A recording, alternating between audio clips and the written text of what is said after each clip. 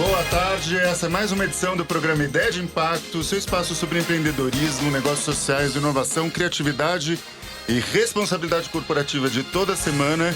Neste dia de primavera absolutamente esquisito em São Paulo, friozinho, meu nome é Antônio Carlos Albuquerque, seu apresentador e fundador da Ideia de Impacto, uma empresa e uma agência criada para transformar ideias, ações, projetos, negócios em soluções de impacto positivo na vida das pessoas e das organizações.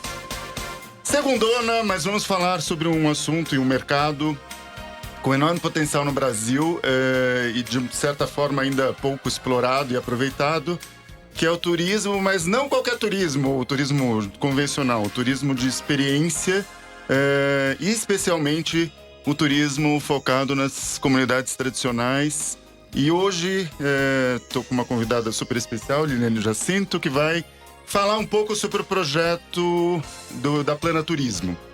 Você sabe que você pode ver o programa ao vivo toda segunda-feira, 1h da tarde, e também rever os programas que acontecem sexta-feira às 16 horas, sábado às 19, domingo às 11 horas da manhã, aqui pela Rádio Geek, tudo através do site www.radiogeek.com.br. Também não deixa de acompanhar a Rádio Geek e a sua programação nas redes sociais, no Insta, no Facebook e no Twitter, no @RádioGeekBR. Esse e todos os programas também estão no canal do YouTube da Ideia de Impacto. Entra lá, faz uma busca, assiste, dá aquele like, compartilha suas dúvidas, seus desejos de conteúdo, suas crises existenciais. Não esquece de interagir com a gente, porque vocês sabem que este programa é uma plataforma de conteúdo e está a serviço de vocês.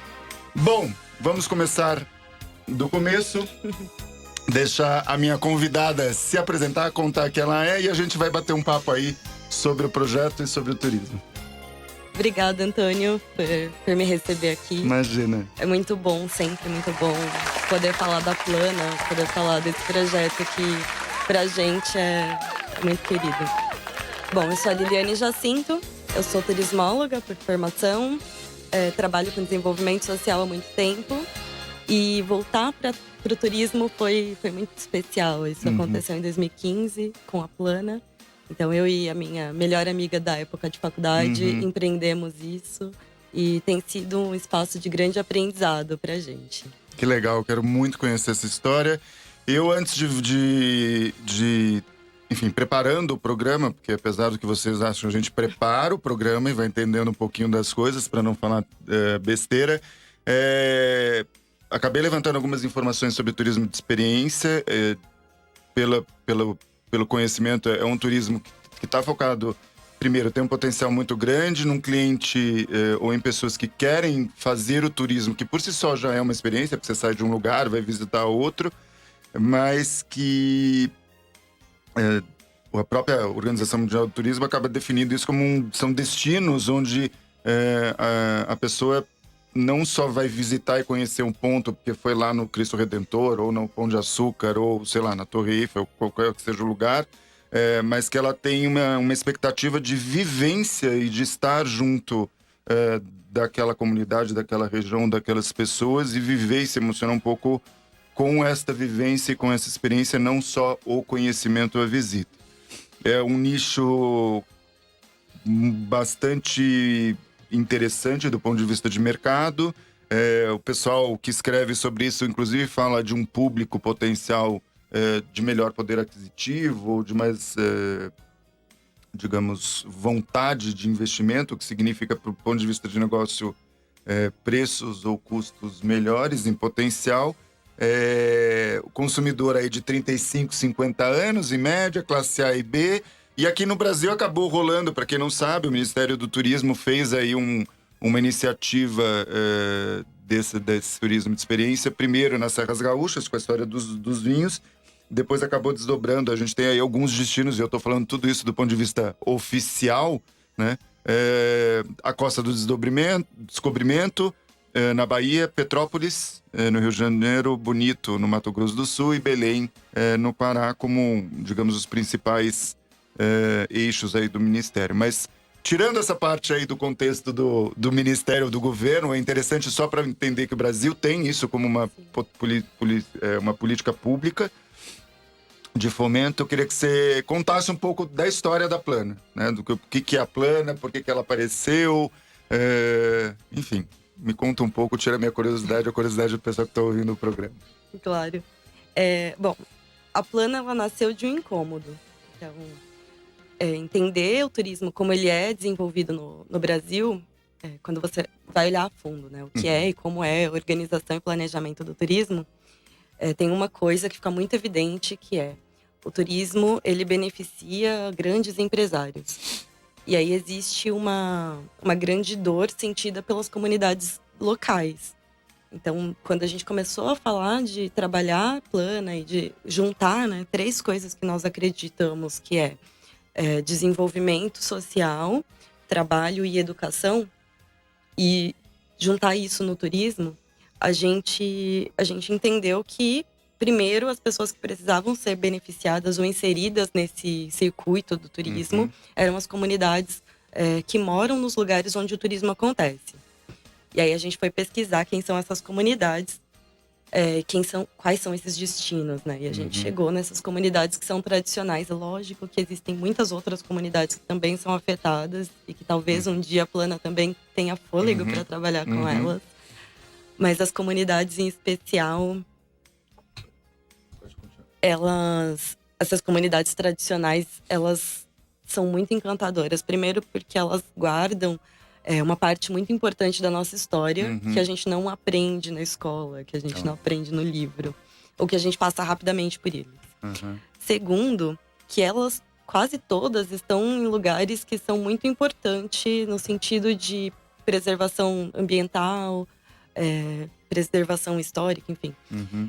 E aí, quando a gente começou a procurar essas comunidades, a gente encontrou muitas comunidades perto de nós. E a gente falou, cara, não dá pra não atuar e não mexer com elas.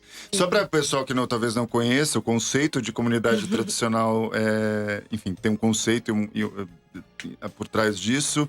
E concretamente a gente está falando de populações, comunidades, pessoas, grupos que de alguma maneira têm características sociais, culturais, religiosas, tradicionais do ponto de vista de história bastante particulares.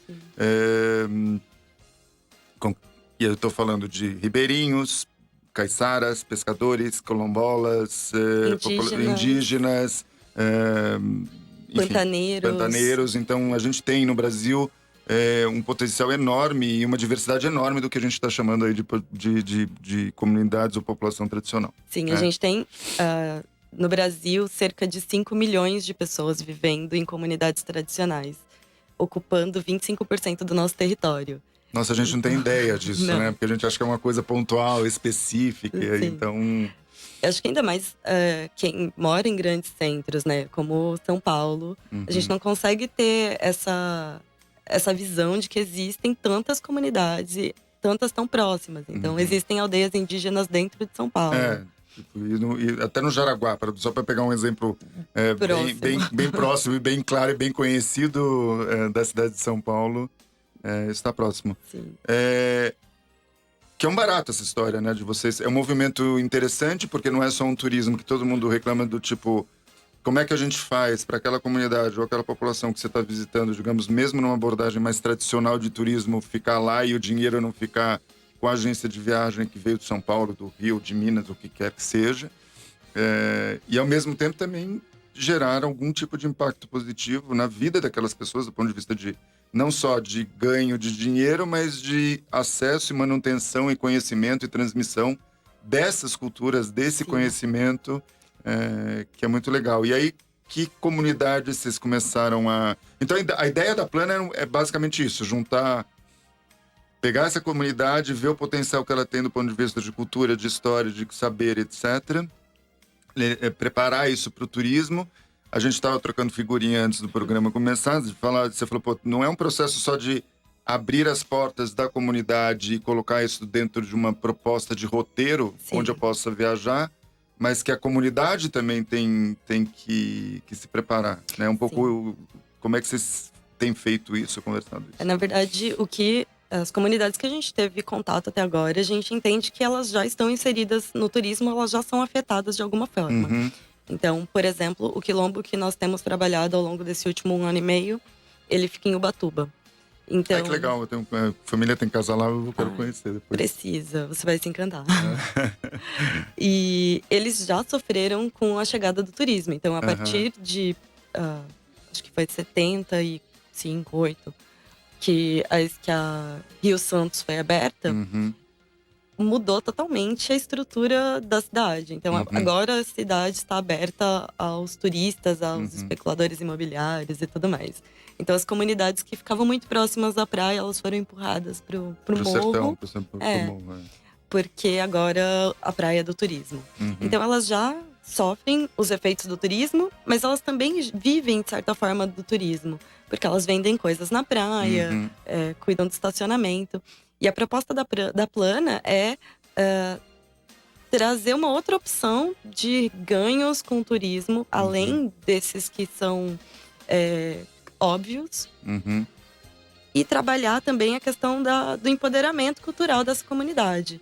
Então, uma vez que, quando a gente chegou, né, nosso primeiro contato, esse quilombo, que é o Quilombo da Fazenda, eles têm uma roda de farinha do século XIX. Então, a primeira coisa que eles trouxeram e apresentaram pra gente foi essa roda. Então, olha, este é o nosso ponto turístico. E aí o nosso processo de cocriação com eles de vivência foi um pouco de entender. Ok, temos essa roda que é incrível, a gente gosta muito de ver a roda funcionando, a farinha sendo feita, e muito legal levar o turista para fazer e para participar desse processo. Mas além disso, quais são as coisas que são tão óbvias no dia a dia que vocês sabem? Quais são esses saberes que foram transmitidos de pai para filho e que podem virar, sim, um produto turístico? E aí, quando a gente fala turismo de experiência, a gente está falando disso também. Então, por exemplo, as histórias de terror que o seu Zé conta, isso a gente consegue fazer umas rodas de conversas fantásticas e as pessoas adoram e elas querem ouvir essas histórias que ele tem para contar. A bioconstrução, então a gente já fez algumas vivências que a galera foi pisar no barro e construir uma casa. Então, esses saberes… São técnicas e saberes que fazem parte do cotidiano e da história deles, que não necessariamente tinham uma percepção, um entendimento, até o entendimento deles, de que aquilo pudesse ser um produto e uma vivência, né? Sim, e que você pode precificar isso. Então, a mesma coisa com o artesanato, que pra gente é o mais óbvio. Eu posso fazer esse cesto e te vender por R$10, por R$100. Mas eu posso te ensinar a fazer esse cesto e fazer uma oficina, que para você vai ser uma experiência muito legal, porque você não faz isso no seu dia a dia. Claro. E isso tem um valor maior do que os R$100. Isso pode ser feito para mais pessoas. Tem as trocas e tem o processo de autoestima, da escuta. De enquanto você está tecendo aquilo, você conta quem é você e qual é a sua história. Então, tem um processo de autoestima gerado nesse acontecimento. Então, a Plana, ela tem esse papel. Então, de um lado, a gente está ensinando e mostrando o que dá para ser feito. Ensinando é uma palavra muito feia. A gente não está ensinando nada. A gente está aprendendo com eles. Tô aprendendo também. Mas, enfim, de alguma maneira, tentar juntos desenhar aí um processo interessante de como tocar as coisas, como fazer as coisas, né? A gente chama esse processo de cocriação. Então, a gente facilita o processo e eles fazem com a gente. Então, a gente aprendeu muito nesse último tempo, nesses últimos anos, assim, com eles. E, no outro lado, a gente consegue juntar essas pessoas que são curiosas e que querem ter uma experiência de viagem que é além, né? Que é muito isso que você trouxe no começo, que é além de ver um lugar ou além de visitar uma comunidade, mas que quer viver lá por um final de semana, que quer comer junto, que quer olhar no olho, fazer perguntas que não foram… E que é um impacto incrível, porque você falou da comunidade, tem um lado de autoestima, de conhecimento e valorização daquele saber, e que é muito legal, né? E também, acho que para as pessoas que visitam, tem uma questão que para mim… Eu imagino que essas pessoas procurem isso, mas tem uma questão de uma grande oportunidade, uma ótima experiência também de você entender o outro e conhecer o outro. Que, né, na minha viagem aí como pessoas, se a gente não conhece, a gente estranha, se a gente não conhece, a gente ignora. e se a gente conhece também, o nosso mundo fica muito mais divertido e você percebe que é muito mais amplo e muito mais diverso e muito mais rico do que a gente tem. E que tem também um barato, você falou de um potencial enorme no Brasil, de território e de pessoas com diferentes saberes e que a gente acaba não conhecendo, né? O brasileiro conhece muito pouco do seu país, conhece muito pouco da sua história e isso é um caminho. Vocês acabam também trabalhando a questão de, eu vou chamar aqui de gestão ou de organização, porque tem uma preparação para receber as pessoas, tem uma preparação não só de receber pelo ato de receber, passar o final de semana, mas também de gerenciar esse processo, né? De organizar esse processo, seja por gestão de dinheiro ou de... vamos montar vou chamar de oficina de cestaria, mas como fazer isso? Qual a estrutura? Tem um pouco esse papel também de vocês? Ou eles acabam fazendo isso... As comunidades acabam se organizando com isso? Me conta um pouco essa história. Existe dentro dessa proposta de turismo de experiência o turismo de base comunitária, que é quando o turismo ele é gerido pela comunidade. Tá. Então, quando a gente começou lá atrás a pensar em como entrar nessas comunidades, como falar de turismo dentro dessas comunidades, a gente tinha esse olhar de ensinar a fazer gestão. E na primeira conversa que a gente teve, isso foi assim destruído, caiu por terra, porque é muito colonizador, né? Você entrar num lugar e querer ensinar essa pessoa a fazer gestão. E aí a gente entendeu que eles já estavam cansados disso. Todas essas comunidades, elas recebem coisas que elas não precisam, projetos que elas não pediram. E aí quando a gente perguntar primeiro, né, e conversar primeiro. E na verdade, quando a gente fala dessa construção de autoestima, eu acho que tá muito nessa troca. Então, o que você sabe que eu não sei, que né, eu descobri que eu não sei muita coisa.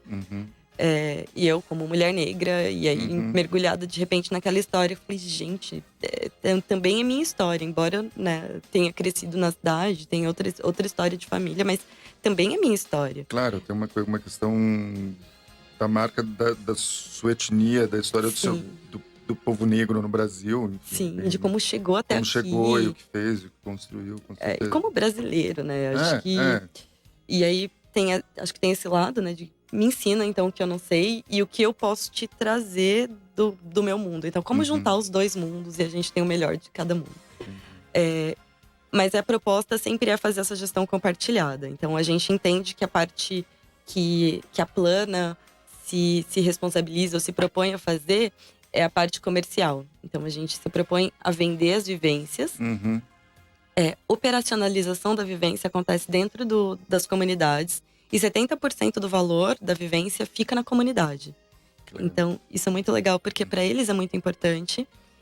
No Quilombo da Fazenda, a gente mapeou que um mês, uma vivência, né, que acontece em um final de semana, equivale ao que eles conseguem ganhar no verão.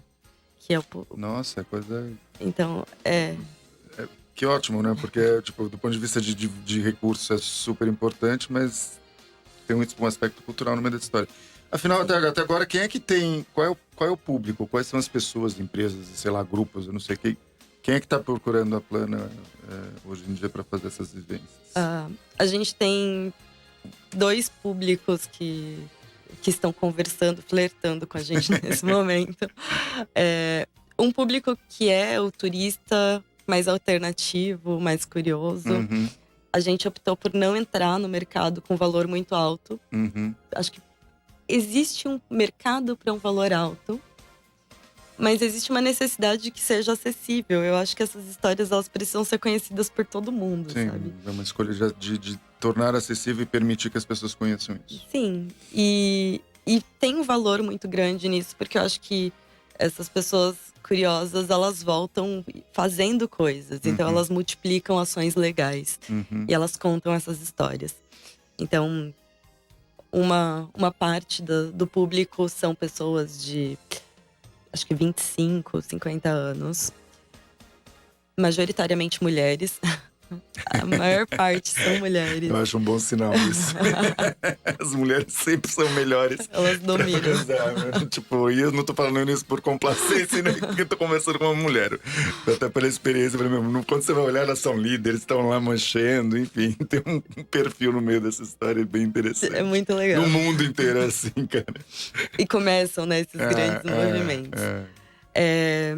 E a gente tem olhado e implementado um projeto para, a partir do ano que vem, vender essas vivências como estudo do meio para as escolas. Ai, que legal. Então, isso pra gente é muito importante, porque é uma forma de você trazer umas discussões para dentro da sala de aula que Fundamental. talvez não teriam nunca condição de Não. existir. Quem dera eu, quando estudei no século XIX, praticamente, se eu tivesse tido essas experiências, porque no fim acabava indo, sei lá, eu pro rancho X ou pra excursão Y.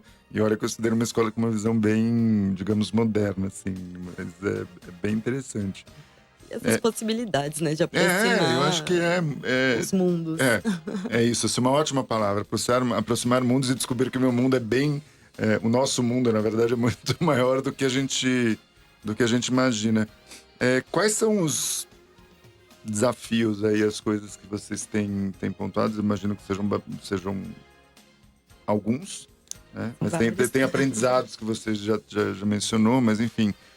O que é? Porque no fim é uma empresa que foi pensada e criada com um propósito, ou com vários propósitos de geração de impacto, de mudança, de uma proposta de inovação e de nova visão para um setor chave para o Brasil e que eu tenho chiliques, porque eu acho que é super pouco explorado do ponto de vista potencial que o país tem, que o tamanho que a gente tem é ridículo. Quando eu tenho amigos espanhóis, assim, eu falo, gente, não é possível, porque devia ser um ministério e um programa e ações absurdamente fortes no país para poder gerar recursos. E a gente vai na contramão, né? Então, ao invés de preservar, a gente elimina.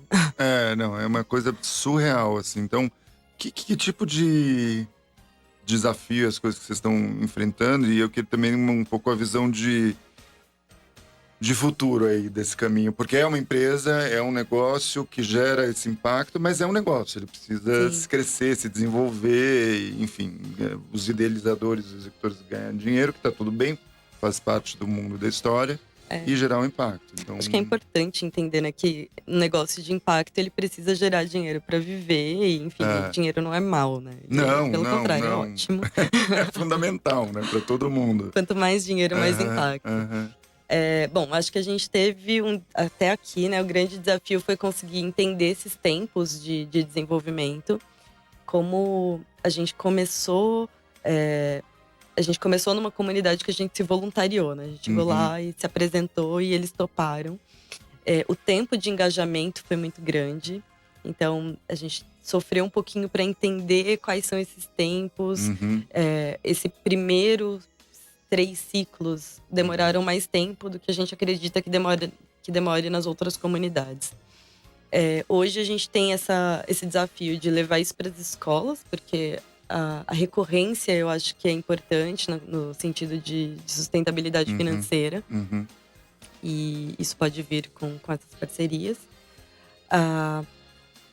Acho que principalmente isso. E no nosso desafio de como ser empreendedora dentro desse processo. Né? Então, a gente se enxergar como empresárias, a gente conseguir ser disciplinadas dentro do processo. Então, existem ainda muitos caminhos sendo construídos ao mesmo tempo. Então, tanto nós, no papel de mulheres que estão empreendendo, quanto do negócio mesmo. Então, a gente acredita que as próximas comunidades, elas dão pra gente fôlego, né? Então, entendi. A gente precisa de um número mínimo para conseguir. E aí vocês estão mapeando outras comunidades e tentando, enfim, identificar um pouco e começar esse processo dos 3 ciclos que, até onde eu entendi, primeiro o ciclo é do tipo a chegada e se apresentar e ter a proposta. O segundo de vamos co-criar juntos qual é o desenho desse processo de experiência de turismo que vai acontecer.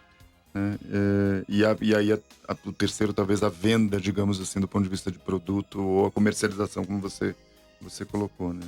Nesse terceiro momento, a comunidade ela já está se organizando, ela já organiza a gestão, né? Então, ela precisa menos da nossa presença. Entendi. É legal porque a partir dessa primeira experiência, a gente começou a ser convidado por outras comunidades. Ah, legal. E é muito interessante, porque assim, alguns quilombos chegaram na gente por Instagram, outros por Facebook. Então, As redes sociais, né? é muito É incrível. muito louco isso. Isso é muito legal também, porque são coisas que lá no começo a gente não imaginava. A gente sempre pensou que a gente ia ter que ir atrás, Uhum. que ia ser um processo quase sem participação deles nas redes. Uhum. E não é verdade, né? Estão conectados e estão ligados e estão antenados e usam isso como informação e como disseminação. Sim. Por falar nisso, quem quiser saber mais ou conhecer, tem um site, uma página no Facebook, qual é o contato? Como sempre, gente, eu vou deixar na descrição do vídeo os links, todas as referências, tá tudo bem, você tá aí no carro ouvindo, você tá com o celular na mão no metrô, no ônibus, enfim, relaxa que vai estar tudo lá durante a semana, mas vamos deixar um recado aí para acessar vocês, quais são as redes Sim. sociais.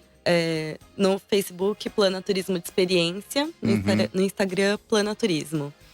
E, bom, é isso. A gente sempre divulga as vivências no Facebook, no Instagram. Não é tão difícil encontrar. Maravilha. Bom, a gente está terminando o programa de hoje. Super obrigado pela presença e pela história. Esse programa e esse espaço estão abertos, então vamos combinar de voltar outras vezes, contar outras experiências, continuar. Eu gosto muito de conhecer. Eu falo que eu sou simplesmente um facilitador de comunicação e de conteúdo. Eu gosto de conhecer os projetos, eu gosto de saber como eles estão andando e mais do que isso, passar essa informação para as pessoas. Né? Porque eu brinco que faz 15 anos que eu falo sobre questão de engajamento, impacto, e eu continuo. Quando eu falo isso para as pessoas, eu explico o que eu faço, as pessoas ficam com aquela cara de protetor de tela, sabe? Aquele peixinho andando assim. E eu falo, nada melhor do que uma boa história e uma história contada e uma coisa real e concreta para traduzir um monte de ideia que a gente tem na cabeça, um monte de conceito que a gente tem na cabeça. Então, ligou, falou, me manda mensagem no WhatsApp. Meu espaço, seu espaço, a gente continua acompanhando esse processo. E, obviamente, vou te apurrinhar, porque sabendo que é no Litoral Norte, eu quero descobrir onde é essa comunidade que eu não conheço. Para aproveitar. Com certeza. Vivência, eu vou estar lá no final do ano, a gente troca essa figurinha. Claro. Pessoal, é o seguinte, acompanhem então o programa. Vocês podem ver o programa na plataforma da Rádio Geek, no www.radiogeekbr.com.br, nas redes sociais da Rádio Geek, @RádioGeekBR, e também, logo mais, nos próximos dias, no canal do YouTube da Ideia de Impacto. A gente se encontra na próxima semana com mais uma conversa e mais uma entrevista, e vem muita coisa por aí. Fica ligado, até semana que vem. Um abração!